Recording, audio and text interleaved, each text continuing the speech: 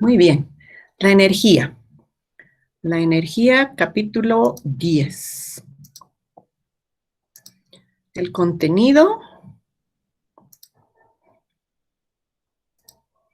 Y empezamos con la definición de energía. La energía es la capacidad que tiene la materia de producir trabajo en forma de movimiento, luz, calor, etc. Entre paréntesis está la definición que se saca del diccionario. Energía atómica o nuclear. Puede ser energía cinética, energía hidráulica, energía solar, energía eléctrica. Y dice, la energía eólica es una de las fuentes de energías renovables con mayor potencial de aplicación a corto plazo. Bueno, debe ser en otras latitudes, ¿sí? Pero nos quedamos con la capacidad que tiene la materia de producir trabajo en forma de movimiento, luz, calor, etc. Entonces, este ha sido un gran avance, el poder acumular la energía, el poder producirla y distribuirla además a las edificaciones. ¿Cuáles son las unidades de energía? La unidad de energía que a diario utilizamos está en el sistema internacional, que sería kilovatios hora, kilovatios o kilovatios hora, que se pone con estas letras K mayúscula, W minúscula y H. Eso quiere decir kilowatts hora. Y el recibo de luz viene con este tipo de medición.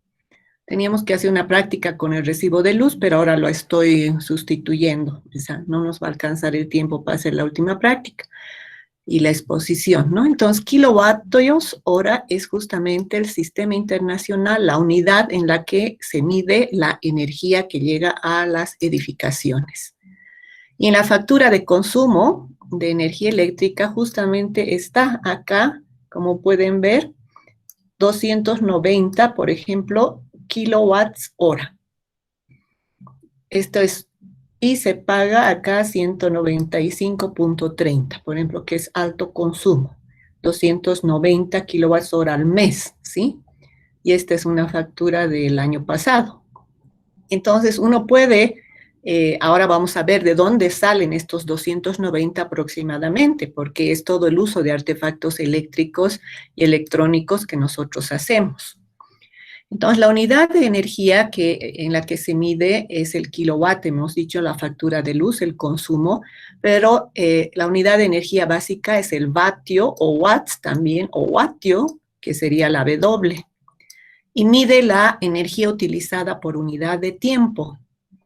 Por lo tanto, el kilovatio o kilovatio, que sería un kilowatt, equivale a 1000 vatios o 1000 vatios. Y eso nos hemos acostumbrado a ver en las bombillas de luz, de energía eléctrica que nosotros compramos. Ahora compramos tal vez las ahorradoras, pero estamos acostumbrados a decir que nos vendan o pedir una bombilla de 100 watts, una de 60, de 40 watts antiguamente, ¿no es cierto? Y ahora las ahorradoras nos están dando de 9 watts, de 7, pero que equivalen a las anteriores, ¿no? A los focos incandescentes. Entonces, ¿qué es el kilovatio? Representa la energía consumida por una máquina de 1 kilovatio de potencia funcionando durante 1 hora. O sea, un aparato, una máquina que funciona durante 1 hora y que consume justamente esa energía, sería 1000 vatios. Y cuando hablamos de la producción nacional de las, por ejemplo, hidroeléctricas o de cualquier otra forma de producción de energía eléctrica, vamos a escuchar megavatios. Y ahí sería 1 millón de vatios o 1000 kilovatios, lo que equivale a 1 megavatio. Y eso también los gobiernos anuncian que se está produciendo porque se ha inaugurado una nueva planta, en fin, ya sea hidroeléctrica o solar o eólica, en fin.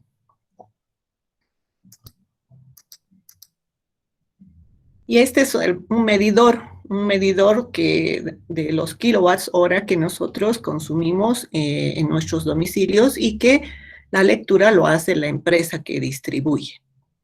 Y en función de eso recibimos la factura. Y los vatios o watts son una medida utilizada tanto para potencia de cierto aparato eléctrico o consumo del mismo, pero también como producción de energía. Acá se ve, por ejemplo, una imagen donde uno de los artefactos que consume bastante energía es la plancha. Y cuando usamos mucho tiempo la plancha, ahí puede aumentar, por ejemplo, si no tenemos el cuidado de apagarla. Otro artefacto eléctrico que consume mucho es las estufas eléctricas, que consumen justamente 1000 watts por hora, o 1 kilovatio hora, y emite calor, igual que, o sea, produce calor igual que la plancha. En 4 horas la plancha consume 250 watts. En cambio, en 1 hora, una estufa consume justamente 1000 watts. Y esos 1000 watts son los que irradian y lo que calienta, lo que sentimos el calor. Igualmente la plancha, nosotros cuando estamos planchando, ¿no? Sentimos el calor. Igual un foco incandescente, sentimos que está también produciendo calor. O sea, no solo es el consumo de energía que tienen ciertos aparatos, la potencia, sino también la producción de energía. Entonces aquí viene la pregunta, ¿no? ¿Cuánto consumen los artefactos electrodomésticos o los artefactos domésticos y su consumo de energía por hora? Como habíamos dicho, los focos incandescentes ya lo sabemos de memoria, ¿no? De 100, 60, 40 watts. En focos fluorescentes, por ejemplo, ya hay un ahorro significativo de energía, el más común es de 40 watts, estos fluorescentes, y estos son los incandescentes. Pero ¿cuánto consume un televisor ahora de plasma plano, por ejemplo? O también un refrigerador que está en funcionamiento todo el tiempo, una plancha, una estufa eléctrica, una ducha eléctrica, por ejemplo.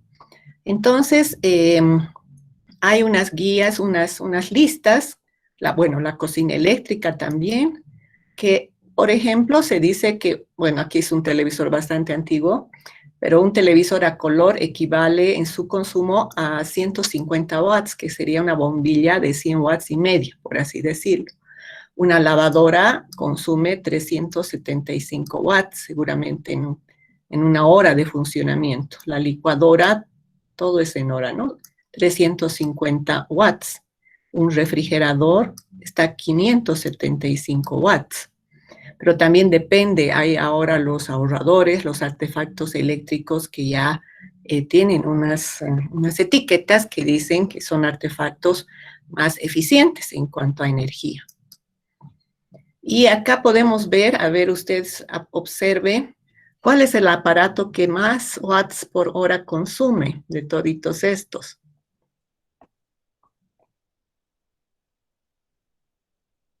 Por ahí alguien tiene en su casa.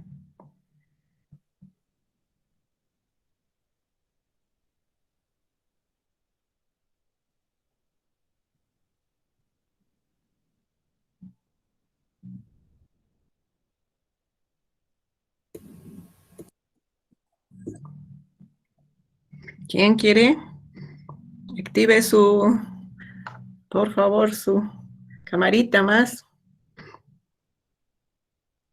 ¿Qué les llama la atención de este cuadro? El aire acondicionado.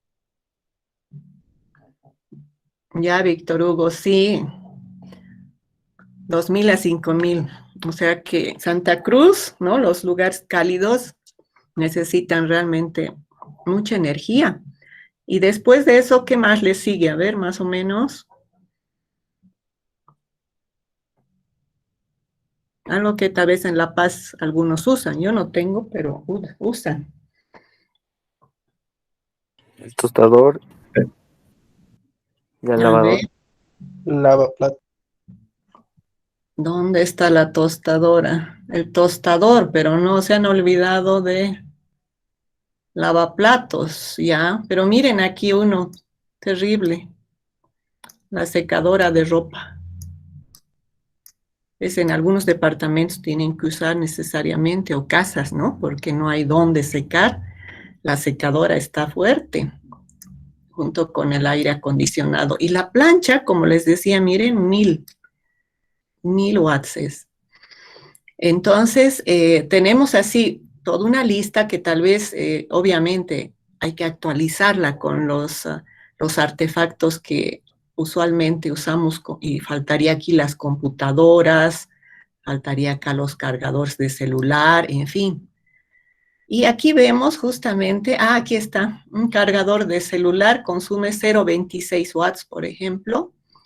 Aquí sí se ve los aires acondicionados que son, pero también esas duchas eléctricas conocidas como Lorenzetti son súper consumidoras, 5000 watts. Miren acá. El calefón de agua eléctrico, 4500.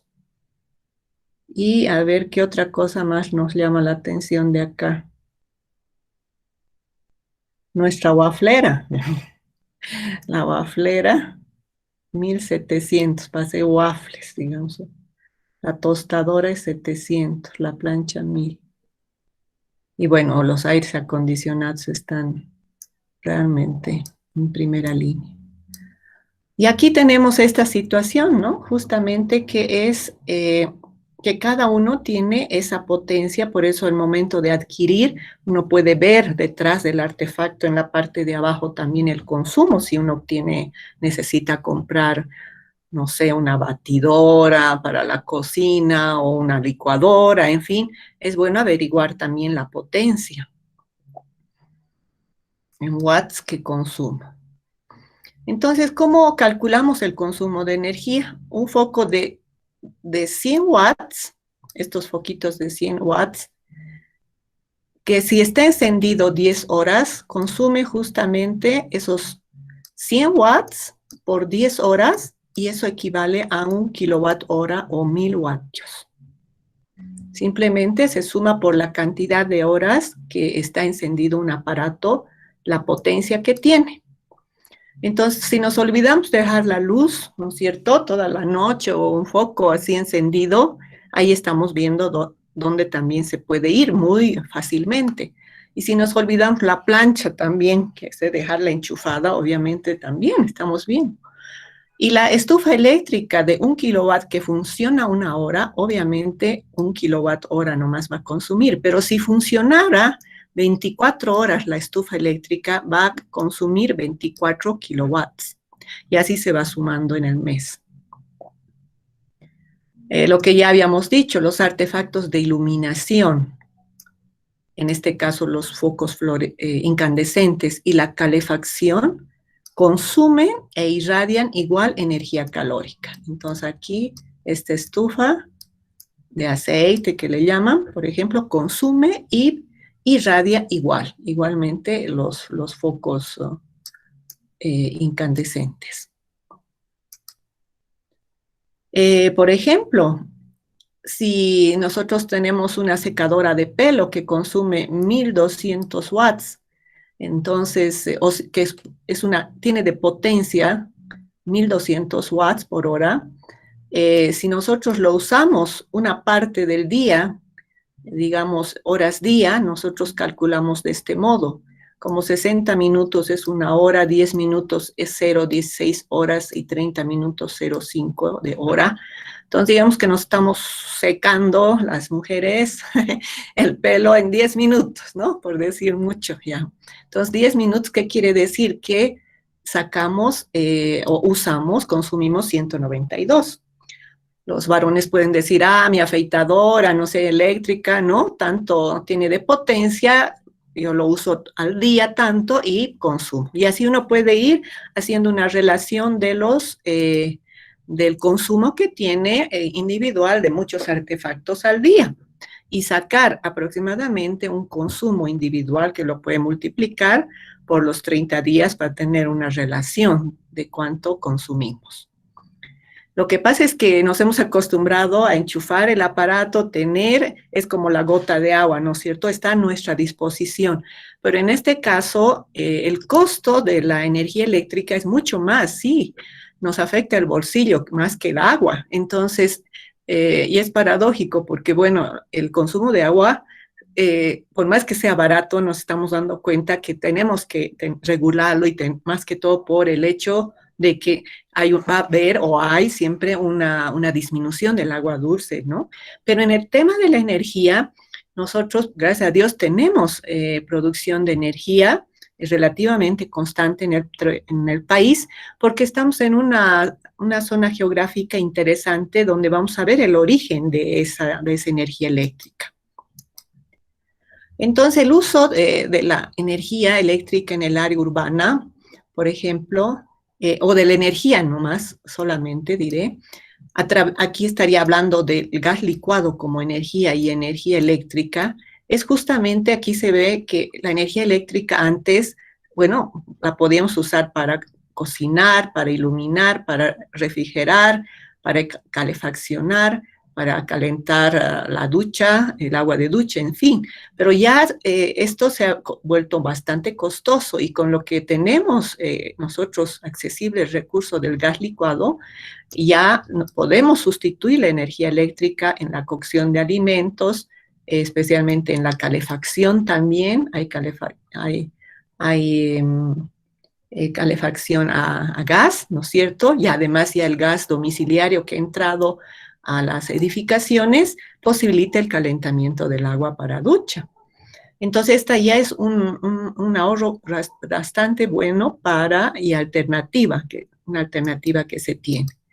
Pero en el área rural donde no llega el sistema eléctrico, el sistema interconectado nacional, todavía hay zonas en que se necesita llevar gas así en garrafitas, se necesita la leña o el estiércol seco para justamente la cocción de alimentos y calefacción.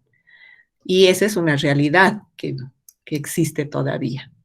Y en los casos en que llega la energía eléctrica, obtienen un poco, sirve para la iluminación, si no, usan mecheros, en fin. Entonces, en los tipos de energía están las no renovables y las renovables.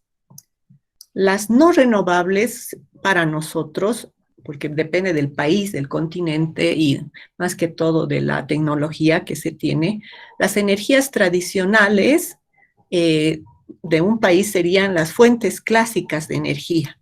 Nosotros, por ejemplo, tenemos el gas, que es ¿no? una fuente de energía, cosa que en otros países no tienen tantos recursos de gas, menos en Europa. Para nosotros puede ser tradicional esa fuente de energía, la termoeléctrica justamente. Y las energías renovables son esas energías que ya están sustituyendo las tradicionales, que son muy contaminadoras en general, y que también se las llama limpias. Y se ha encontrado también ya la ventaja de que pueden ser baratas, accesibles, y que en su momento han sido infraexplotadas, pero ahora yo creo que ya en la última década o hace 2 décadas por lo menos, desde el comienzo del siglo XXI, ya hay más conciencia, más interés hasta por hacer carros eléctricos, por ejemplo, ¿no es cierto?, para sustituir las energías tradicionales que son el gas, el petróleo y el carbón vegetal. Acá vemos energías renovables versus no renovables. Las no renovables son petróleo, uranio, gas, carbón. O sea que son recursos finitos que en algún momento se van a acabar. Pese a que hay países en que derrochan todavía petróleo, siguen encontrando a mares, ¿no?, grandes cantidades. Y las energías renovables, bueno, son este grupo que justamente lo vamos a ver más adelante, que son esas energías alternativas para algunos países. Entonces, las no renovables, las energías no renovables son esos combustibles fósiles que se tiene que extraer y también la energía nuclear, porque está en base al uranio. Solo que, como ya hemos visto, en el uranio se necesita poca cantidad para generar muchísima energía, ¿no? Es realmente eh, muy interesante. Y en la última película que he visto de Netflix, que era Radioactividad, no sé, se ve la historia de Marie Curie, que es una de las que ha descubierto justamente el recurso del uranio y la producción de energía. A ver si la pueden ver esa película, que vale la pena. Y obviamente todo ese descubrimiento ha servido para muchos aspectos positivos, como la medicina, los tratamientos de, radioterapia que se hacen para el cáncer, que son excelentes, pero también ha servido para las bombas atómicas, ¿no? Lamentablemente. En los combustibles fósiles, ese petróleo, ese gas natural que hay en el suelo y el carbón mineral que también muchos países de Europa lo han extraído todo el tiempo, son finitos, son agotables, pero de estos, del petróleo salen los subproductos que conocemos como la gasolina, el diésel, el querosén, el gas licuado del petróleo y del gas natural. Suelen encontrarse además muy cerca a veces tanto petróleo, gas natural, en fin. Y dice, principal recurso energético empleado por el ser humano, puesto que liberan por combustión una gran cantidad de energía. Entonces, al descubrir el petróleo, al transformarlo en gasolina, diésel, querosén, al descubrir el gas natural, transformarlo en el gas licuado, ha sido realmente unos grandes avances tecnológicos porque posibilitaban el funcionamiento de la maquinaria industrial, de motores, de vehículos, de industrias que necesitaban harta energía, en fin. Entonces, eso es un proceso histórico que se ha dado, porque al final las edificaciones, al estar conglomeradas en una ciudad, se necesitaban calentar, necesitábamos cocinar, mover vehículos, que los aviones también transporten gente. Y los inconvenientes de estos recursos fósiles es justamente la elevada emisión de gases de efecto invernadero. En la combustión de la gasolina sale mucho dióxido de carbono, óxidos de nitrógeno, óxidos de azufre, en fin. Y se forman en los procesos de combustión de estos combustibles justamente provocando aumentos en el calentamiento global. Y estas imágenes de contaminación vemos que el aire está contaminado justamente por estos elementos, por esa liberación, esa emisión.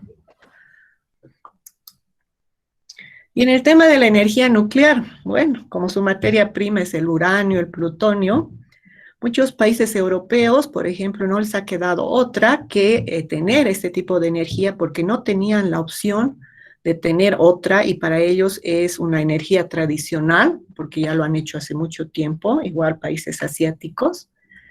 Y acá dice, la materia prima que es uranio y plutonio tiene una elevada masa atómica y un núcleo atómico mucho más grande que el del resto de los elementos. Entonces, liberan una gran cantidad de energía. Solamente, ¿no? Un átomo es la clave para poder justamente producir un montón de energía. Y ahí se crean, como están en la fotografía, las centrales nucleares. Entonces, las centrales nucleares se emplea para formar vapor de agua que acciona las turbinas y el alternador produciendo grandes cantidades de energía eléctrica.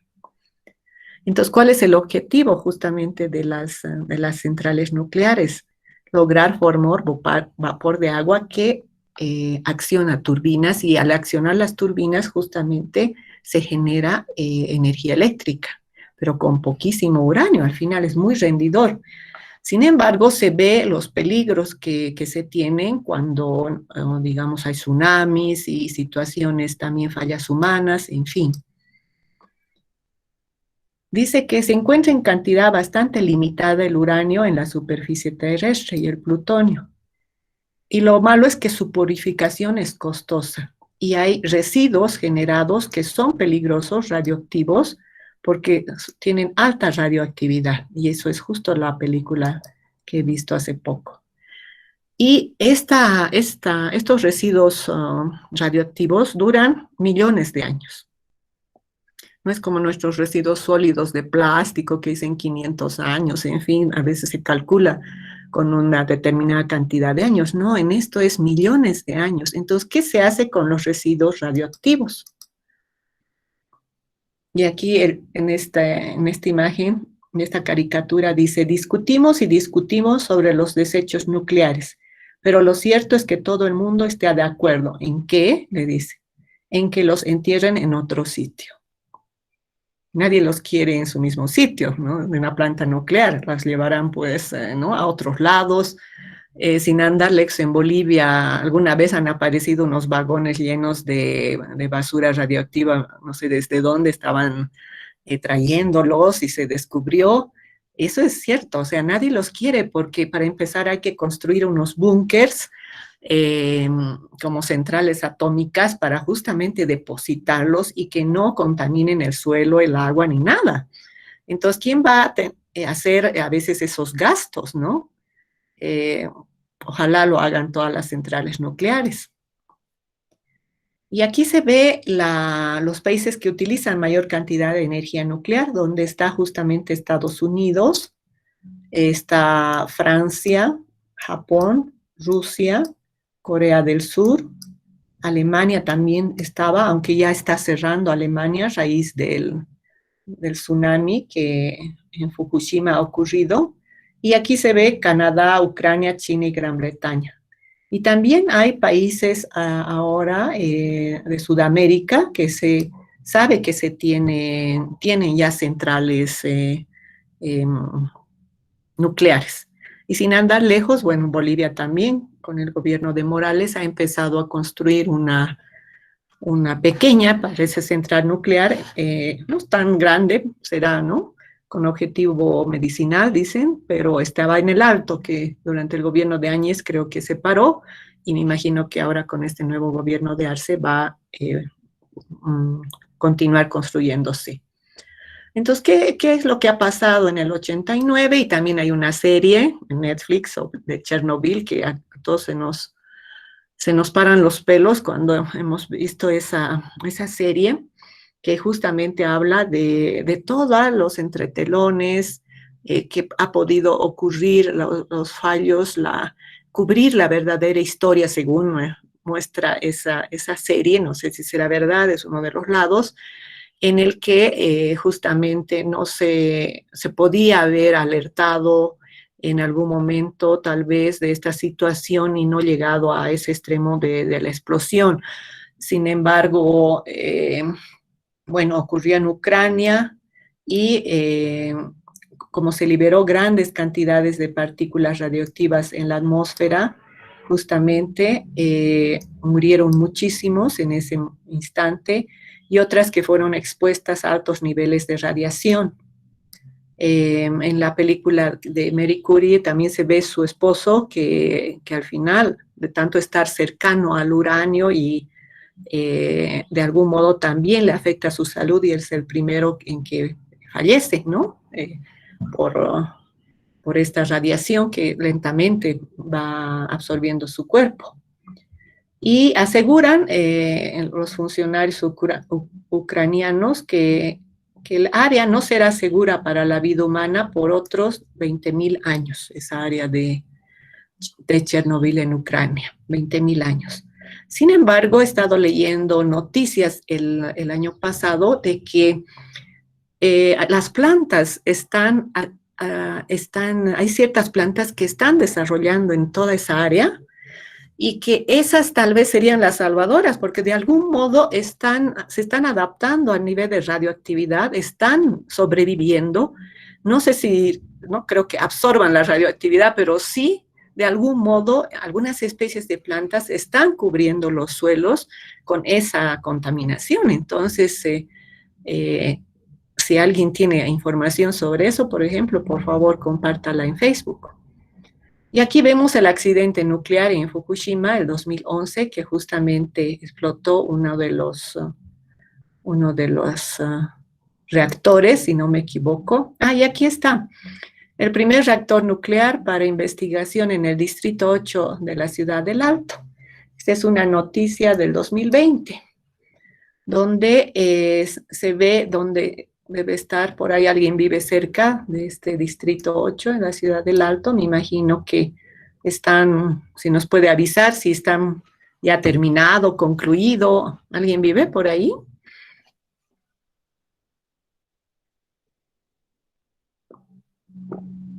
En el Distrito 8 del Alto. Parece que no. Qué suerte. Vamos a otra energía, la energía termoeléctrica, que es justamente la energía eléctrica que se produce con el gas natural, y esa es la que nosotros tenemos en abundancia todavía, pero también es finito, debe durar máximo unos 200 años, tal vez los recursos que se tienen. Entonces, este recurso de gas natural en estas plantas termoeléctricas producen la energía eléctrica. Y la procedencia, hace unos años tal vez habría que actualizar esto, pero tal vez se mantiene por ahí los porcentajes. 40% de nuestra energía que llega a las edificaciones es hidroeléctrica y 60% es termoeléctrica. O sea que hidro viene de los cursos de agua, que también con embalses se hace funcionar los alternadores y la termoeléctrica, que es otra. Entonces, nuestra fuente de energía en general es esto, 40 y 60%. Sin embargo, esto hay que actualizar porque ya se ha ido incorporando las energías renovables, pero creo que es todavía en bajos porcentajes, como la solar, algo de eólica, si no me equivoco, hay, pero por lo menos hay granjas solares que se ha visto que el gobierno de Morales, por ejemplo, ha puesto, ¿no? Ha construido. Entonces, las energías renovables son justamente un gran potencial para reducir el consumo de las energías tradicionales y además reducir el consumo de los combustibles fósiles. Y esa amenaza del calentamiento global ha desplazado la atención hacia fuentes de energía más limpias, que son baratas, infraexplotadas y accesibles, y que no contaminan tanto como los combustibles fósiles, que eso es lo que hay que ver. Y aquí se tiene una imagen. Entonces, por energías renovables están la solar, la eólica, la hidráulica, la biomasa, el biogás, las corrientes marinas, la energía geotérmica, el biodiesel, etanol, el gas hidrógeno, y puede haber otras más que ya hay todavía. Entonces, vemos que, por ejemplo, la energía solar fotovoltaica ha estado bastante en aumento, o sea, se tiene realmente una buena producción ya de placas fotovoltaicas. Aquí el biodiesel también ha ido aumentando, la energía eólica de algún modo también está, y la solar de otras formas que no sea fotovoltaico también, la biomasa aquí está, biogás, geotérmica, y bueno. Entonces, esta es la relación que se tenía hasta el 2016 de trabajos, además que daban, obviamente, empleos que ofrecían en función del crecimiento de las industrias de energías renovables. Y en Bolivia tenemos